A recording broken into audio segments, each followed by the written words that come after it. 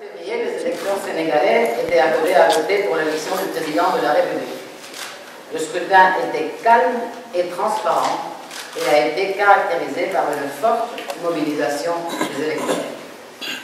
L'élection s'est déroulée dans un climat caractérisé depuis plusieurs années par un manque de confiance et un blocage du dialogue entre l'opposition et la majorité qui a sans doute affecté la sérénité du processus.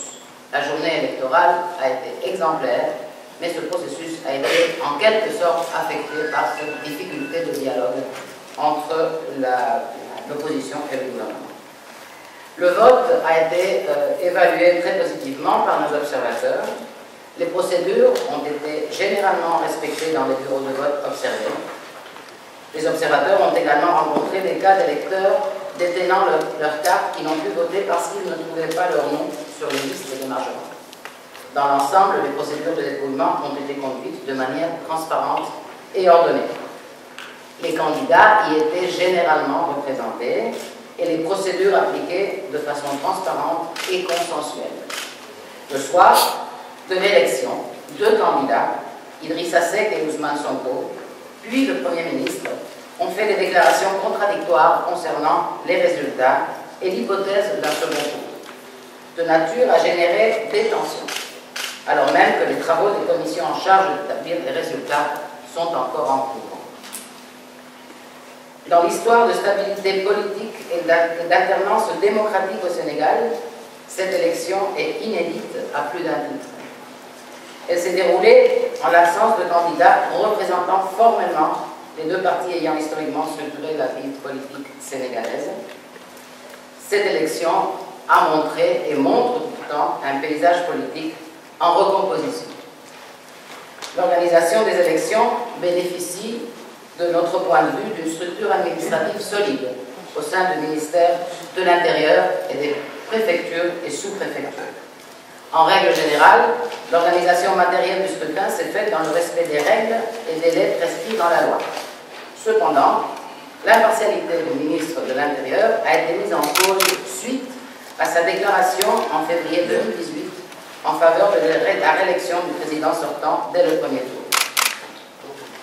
D'un côté, cantonnée dans un rôle de supervision, la Commission électorale nationale autonome a des pouvoirs et des capacités d'initiative limitées.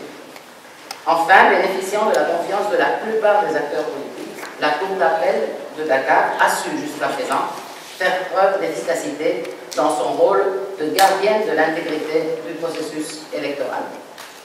L'introduction des cartes CEDEAO électeurs et leur distribution ont représenté un défi considérable depuis 2016. Des améliorations très importantes ont été accomplies depuis les élections 2017 et un taux de distribution élevé a été atteint. Toutefois, la distribution des cartes d'électeurs a encore suscité des préoccupations dans le contexte des préparatifs de l'élection. Certaines mesures prises dans le but d'accélérer la distribution ont affecté la traçabilité des opérations. Enfin, la création de nouveaux bureaux de vote, auxquels étaient affectés 53 362 électeurs, a représenté un défi supplémentaire. La communication des données concernant la distribution des cartes par la Direction générale des élections n'était pas assez détaillée et complète pour renforcer la confiance. La distribution des cartes n'a pas réuni toutes les conditions de transparence et de traçabilité souhaitables. L'enregistrement des candidatures a été controversé. L'introduction en 2018 d'un système de parrainage citoyen pour tous les candidats et sa mise en œuvre par le Conseil constitutionnel ont suscité une vive polémique. Du reste, comme ça a été dit, deux candidats, Karim Wade et Khalifa Sall, ont été éliminés en raison de leur condamnation à des peines d'emprisonnement. Leur mise à l'écart a créé quand même des tensions. La campagne électorale était active et libre. Les activités menées par les différents candidats n'ont pas été de la même intensité. Notamment, la campagne de la coalition du président sortant s'est distinguée de celle des autres candidats par l'envergure de sa machine de campagne et par l'importance de ses moyens.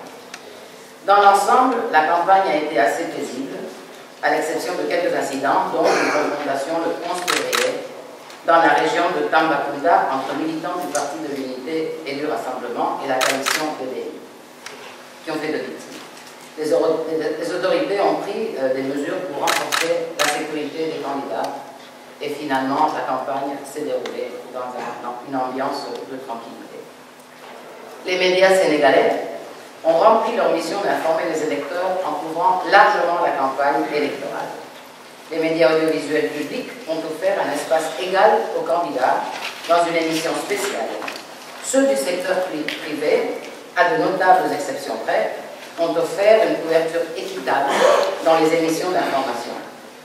Cependant, dans le reste de leurs émissions politiques, ils ont accordé plus de temps d'antenne à la coalition BBI, suivie par la coalition IDI 2019.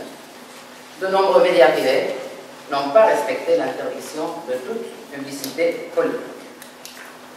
Et finalement, malgré la ratification des principaux instruments internationaux en matière de droits des femmes et des avancées dans la représentation politique, notamment à l'Assemblée nationale, les femmes peinent à obtenir leur place dans la vie publique, comme l'illustre l'absence de candidates à l'élection présidentielle actuelle. Leur présence est très faible, que ce soit au sein de l'administration électorale, des commissions électorales et des organes dirigeants des partis, où elles sont en outre principalement nommées à des postes subalternes.